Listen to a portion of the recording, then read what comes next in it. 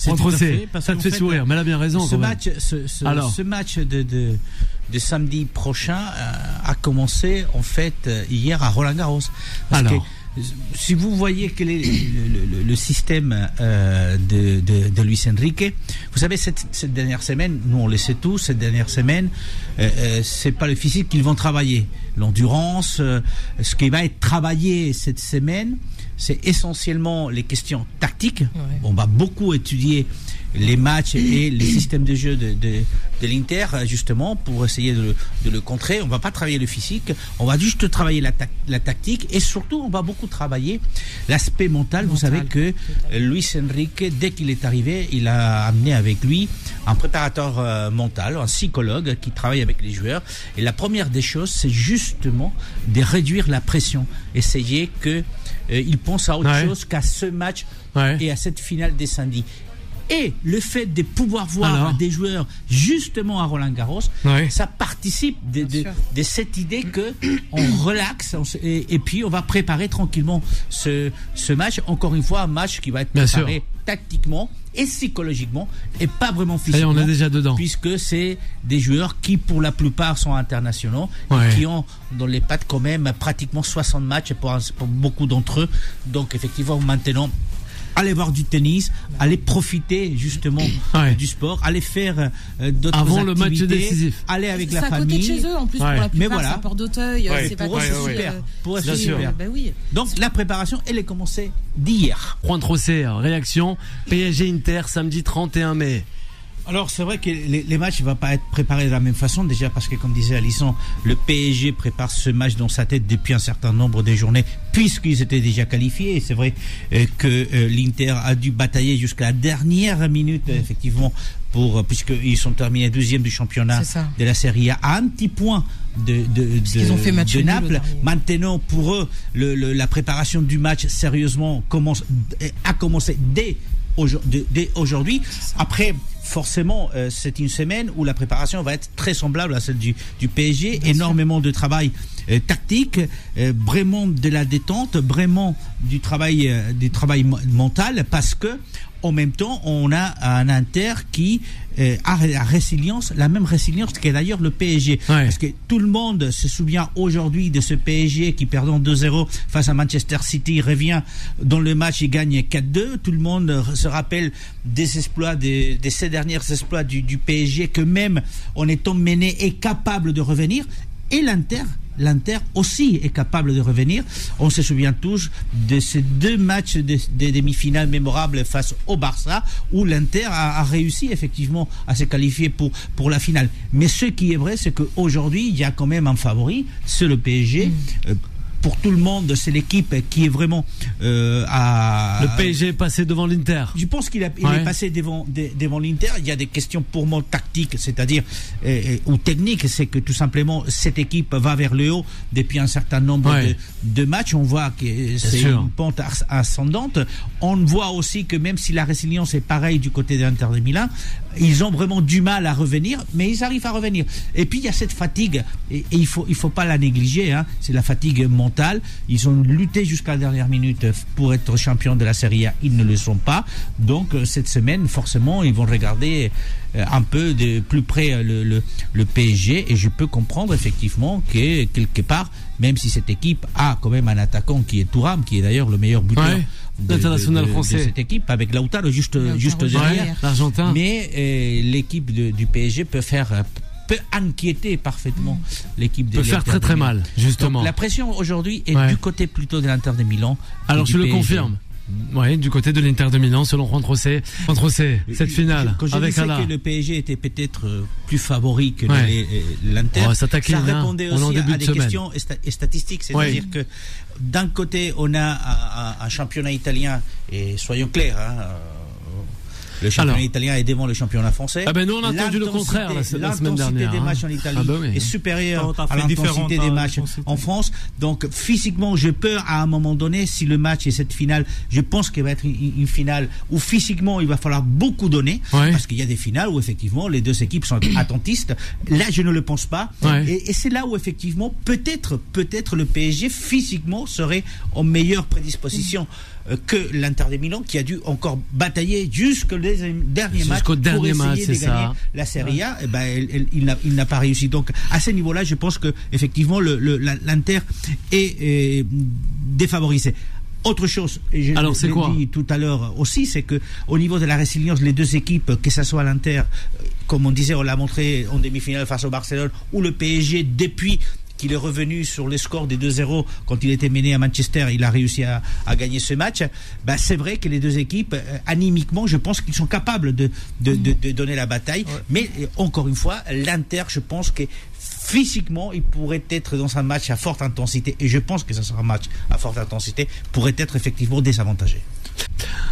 Juan Trocé. Grosse performance. C'est vrai qu'il n'y a pas de titre à la fin, mais grosse performance pour Mbappé. Je suis tout à fait d'accord avec Alison, avec ce qu'elle vient de nous dire. C'est vrai que les premières semaines, c'était assez compliqué, mais tout le monde le savait parfaitement. Bien sûr. Parce que physiquement, c'était compliqué. Il fallait s'adapter à un nouveau vestiaire, à un nouveau système de jeu. Il fallait retrouver des automatismes. Ça, c'est pas du tout un nouveau pays. Mais voilà, donc il fallait s'adapter. Il s'est rapidement adapté, et surtout, il a fait une fin de saison incroyable. À tel point qu'il était derrière pour ce trophée des meilleurs buteurs. Il était au niveau européen derrière Mohamed Salah, là où Mbappé a réussi à mettre 9-10 buts sur les derniers matchs. Mohamed Salah en a mis un seul. Donc voilà la grosse différence. Mais il y a quand même, quand vous regardez de près les chiffres, là vous vous dites, vous savez, la plupart des buts qu'il a marqués en Liga, il les a marqués en partant du côté gauche, le côté de Vinicius. Tout à fait. Vinicius termine 16e buteur de la Liga avec 11 buts. C'est le 12e buteur du Real, mais 16e de la Liga. Donc la plupart des buts ont été marqués du côté gauche. Ce qui montre aussi que Vinicius et Mbappé, même si parfois on dit qu'ils ne s'entendent pas, en fait, ils arrivent à s'entendre, ils arrivent à combiner, ils arrivent effectivement à se déplacer tout au long de ce qui est la surface des 18 mètres. Donc là, c'est la première des choses. Après, regardez qui est derrière notre ami Mbappé, c'est Lewandowski, qui a été à plusieurs reprises meilleur buteur du championnat espagnol, qui arrive quand même à 27 buts cette saison, mais qui arrive derrière Mbappé. Donc en fait, ça n'a pas été facile, mais en même temps, à titre individuel, je crois qu'il a réussi sa saison. C'est vrai qu'il a été critiqué parce qu'il a marqué des buts, mais systématiquement des buts importants qui ont amené effectivement le Real Madrid loin. Il a été éliminé en quart de finale, c'est une réalité. Il n'y a pas eu des buts de Mbappé pour sauver le Real Madrid, comme il y a eu à l'époque des buts de Benzema qui ont vraiment qualifié le Real en Champions League, ou encore de Vinicius. Donc ça n'a pas été le cas d'Mbappé au Real Madrid cette année. Mais on en parlera tout à l'heure un peu plus du football espagnol, et on parlera de ce Real Madrid, puisque c'est un Real qui est en train d'échanger énormément avec l'arrivée notamment donc d'un nouveau entraîneur à partir du 1er juin. Pour rajouter quand même une information, parce que là on parle des 31 buts, meilleur buteur du championnat espagnol, Mbappé est le meilleur buteur d'Europe. Il est soulier d'or. Il n'a jamais été soulier d'or pendant qu'il était au PSG. C'est vrai. Jamais. C'est fou. Et d'ailleurs, c'est le 3e joueur du Real Madrid qui est soulier d'or, parce qu'il y a eu Hugo Sanchez, le Mexicain. C'est ça. Il y a eu Cristiano Ronaldo, et maintenant c'est Mbappé. Première saison, meilleur buteur espagnol, meilleur buteur européen. Donc dans ce Real Madrid là. Donc devant Mohamed Salah, devant Dembélé, devant tout le monde. Devant Lewandowski, meilleur buteur européen. Juste pour revenir. Merci de le rappeler, Juan Trocé. Alors. Vas-y, les infos concernant cette Liga, les infos espagnoles, bien sûr, on parlait de Kylian Mbappé. N'oublions pas que le meilleur gardien espagnol cette saison s'appelle encore une fois Oblak, le gardien de l'Atlético de Madrid, 0,83 buts par match. Juste derrière, il y a Thibaut Courtois, qui est le 2e gardien. Donc, le gardien espagnol, il n'est pas dans la liste, le gardien espagnol. Non, les deux premiers, c'est Oblak, et puis c'est Thibaut Courtois. Le meilleur attaquant espagnol, puisqu'on a parlé encore de Mbappé, n'arrive que 5e. C'est un attaquant de Villarreal, qui a mis 19 buts. Et pourquoi Villarreal qui a réussi à se qualifier pour la Ligue des Champions. Mais c'est pas ça qui fait l'info du côté espagnol. Alors c'est quoi? C'est celui qui s'est qualifié pour la Conference League, le Rayo Vallecano, le quatrième équipe de Madrid, qui a réussi et qui va jouer la Conference League. Donc c'est quand même quelque chose d'important pour les joueurs, puisque les 3 équipes de Madrid, que ce soit l'Atlético, le Real ou le Rayo Vallecano, vont jouer tous les 3 des compétitions européennes. Et bien sûr, les infos, c'est Xabi Alonso qui a quitté le Bayer Leverkusen, le nouvel entraîneur, vous le savez, qui prend les rênes du Real Madrid dès le 1er juin. Xabi Alonso qui va amener le Real Madrid du côté du mondial des clubs. C'est ça, aux États-Unis. Rappelons effectivement que ça se passe du côté des États-Unis du 15 juin au 13 juillet. On va jouer la finale. Le championnat du monde des clubs, avec notamment un match très intéressant. Alors, Atlético de Madrid, PSG, puisque l'Atlético de Madrid et le PSG sont dans le même groupe. Ça sera le 15 juin pour ceux qui s'intéressent. Mais avant, ne ratez pas cette demi-finale de la Nations League entre la France et l'Espagne. Et l'Espagne de la le 5 juin, on en parlera. Ah ben oui, on va en parler, ne t'inquiète pas. Ça va être assez chaud. Ici, sur Xabi Alonso, tout simplement rappeler que sa carrière d'entraîneur est une petite carrière, parce qu'en fait, il entraînait la 3e division espagnole au Real Sociedad. Il est parti au mois d'octobre entraîner le Bayer Leverkusen parce que son entraîneur avait été viré. 3 saisons au Bayer Leverkusen.